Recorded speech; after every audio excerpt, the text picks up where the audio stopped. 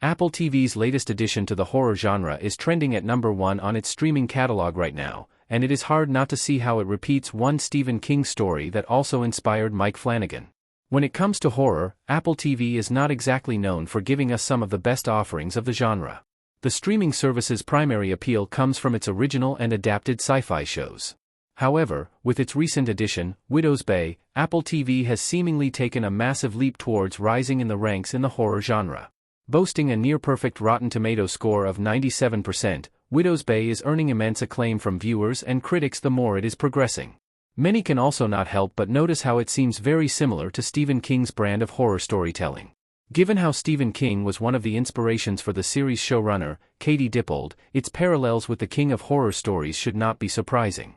Interestingly, though, in its most recent episode, Apple TV's Widow's Bay seems reminiscent of one particular Stephen King book, Salem's Lot.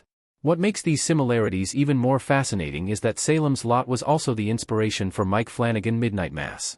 Like Mike Flanagan Midnight Mass, Apple TV's Widow's Bay is reminiscent of Stephen King's Salem's Lot. Like Stephen King's Salem's Lot, both Netflix's Midnight Mass and Apple TV's Widow's Bay unfold on an isolated island. In all three stories, a supernatural secret in the central setting is portrayed more as an infestation that gradually rots the main community. Crockett Island in Midnight Mass particularly feels like a perfect stand-in for Jerusalem's Lot. The town seems to be fading before Hamish Linklater's father Paul brings the angel to the island, which is a direct structural parallel to Richard Straker shipping Kurt Barlow's crate into the Marston house. The key difference in how the two approach their similar stories is that the Mike Flanagan show uses the vampire storyline as a device to portray religious fanaticism. When it comes to the overarching tone, Widow's Bay is far more satirical and lighthearted. The show has some truly unnerving moments, but it also features Hamish Linklater as the island's deeply eccentric founder, Richard Warren.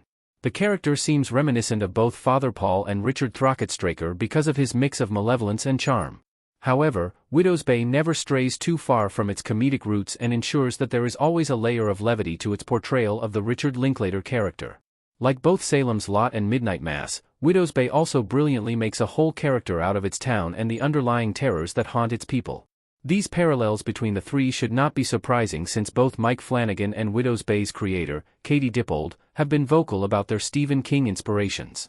While Mike Flanagan cited Salem's Lot as an explicit inspiration, via Fangoria, Dippold revealed King was one of her key influences when she penned the original Apple TV show, via Boston Global.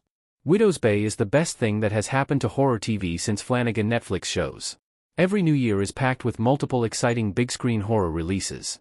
Since major awards are also now appreciating horror more than ever, the genre has experienced somewhat of a renaissance in recent years.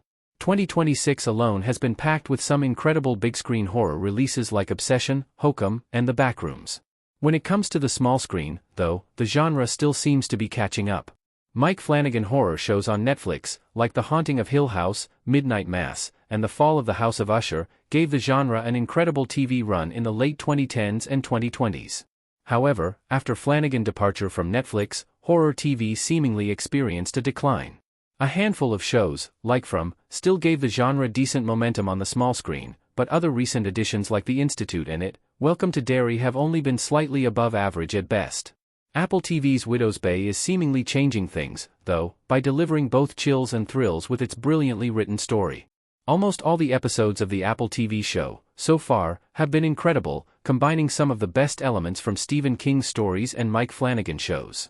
In its upcoming episodes, Widow's Bay is expected to get even better, which will seemingly allow it to rank among some of the best modern horror shows.